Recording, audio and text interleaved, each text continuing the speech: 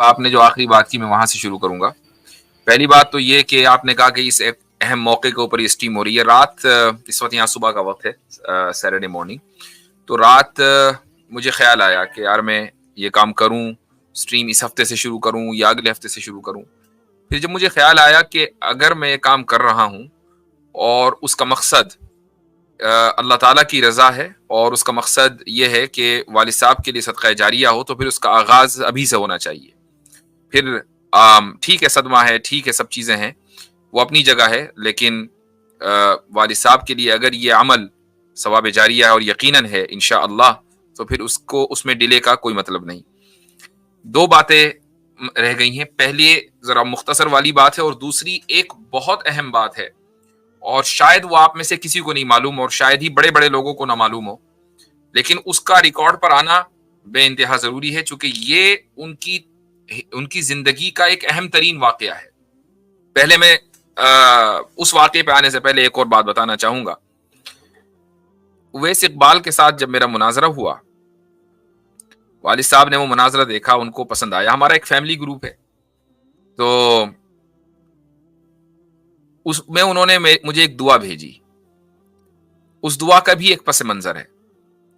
ہوا یہ تھا کہ آج سے کئی سال پہلے حضرت مولانا سالم قاسمی رحمہ اللہ جب حیات تھے, جو حضرت قاری طیب صاحب رحمہ اللہ کے صاحبزادے اور بڑے عظیم شخصیت ان آخری دور میں گزرے ہیں, تو میں اپنا ایک مضمون یا نہیں بلکہ اپنی ایک کتاب ان کے پاس لے کر گیا. میں نے کتاب لکھی تھی گلوبلائزیشن اور اسلام. تو جب میں نے وہ کتاب ان کو ہدیتاً پیش کی, والد صاحب بھی ساتھ میں تھے, انہوں نے کچھ ورق گردانی کی, بلکہ اس کتاب کو پڑھا, تو دوسرے موقع پر انہوں نے مجھے بلایا اور میرے سامنے میرے والد سے کہا کہ یاسر میں مجھے مستقبل کے تقی عثمانی نظر آتے ہیں.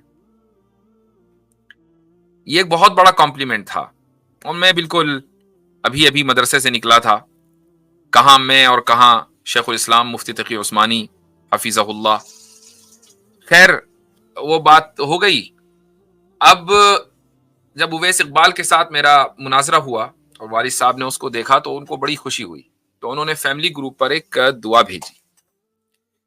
تو وہ دعا یہ تھی کہ ماشاءاللہ حضرت مولانا سالم قاسمی رحمہ اللہ کی پیشن گوئی سچ ثابت ہو رہی ہے کہ تم مستقبل کے تقی عثمانی ہو.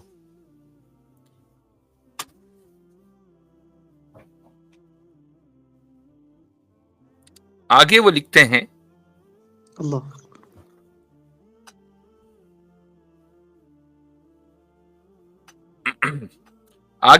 کہ اللہ اسی طرح عزت اور شہرت برقرار رکھے, اپنے دین کی خوب خدمت لے اور کبر و غرور سے محفوظ رکھے. یہ جو آخری جملہ ہے, کبر و غرور سے محفوظ رکھے, یہ دعا کوئی دوسرا نہیں دے گا. یہ دعا وہ دے گا کہ جس کی اتھارٹی آپ کے اوپر ہو. یہ آپ کے دوست نہیں دیں گے, یا آپ کے چھوٹے نہیں دیں گے, یا آپ کے وہ بڑے بھی نہیں دیں گے جو آپ کی کوششوں کی قدر کرتے ہیں. یہ جملہ کہ کبر و غرور سے محفوظ رکھے, یہ مربی ہی دے سکتا ہے, کوئی دوسرا نہیں دے سکتا. یہ دعا, اس دعا سے میں محروم ہوا ہوں, اور یہ ایک بہت بڑی محرومی ہے. تو ایک تو یہ, اور وہ زیادہ ایموشنل, اپنے ایموشنز اور جذبات کا وہ اظہار نہیں کرتے تھے. یہ ایک بہت ہی مجھے خود حیرت ہوئی کہ یہ ایک rarest of the rare moment تھا کہ انہوں نے مجھے فیملی گروپ کے اوپر میسج کر کے یہ دعا دی. اور یہ میرے لیے اصل میں سب سے بڑا تمغہ امتیاز ہے. وہ بہت سارے لوگوں نے تعریفی جملے لکھے اور دنیا بھر میں وہ ویڈیو وائرل ہوئی, لاکھوں لوگوں نے دیکھا, وہ سب ٹھیک ہے. اصل یہ میرے لیے تمغہ امتیاز ہے کہ جس کا میں نے اسی دن اسکرین شاٹ لے لیا تھا, اور وہ محفوظ ہے الحمدللہ میرے پاس. تو بہرحال ایک تو یہ بات تھی, اور دوسری بات, سبق پھر پڑھ صداقت کا, عدالت کا, شجاعت کا, لیا جائے گا تجھ سے کام دنیا کی امامت کا. سبق پھر پڑھ صداقت